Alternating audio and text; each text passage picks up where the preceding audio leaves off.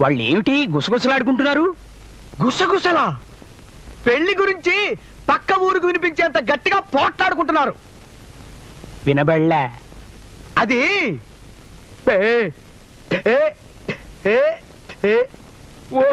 అలాగా? బాగుంది, చాలా బాగుంది. పెళ్లి గురించి మాట్లాడుకుంటున్నారు. వినబడలే.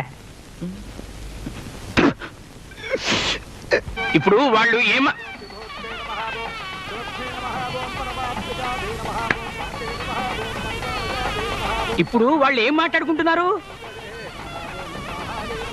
పక్కన ఇద్దరు మనుషులుండగా వాళ్ళని వదిలిపెట్టి ఇక్కడికి వచ్చి నన్నే అడగాల?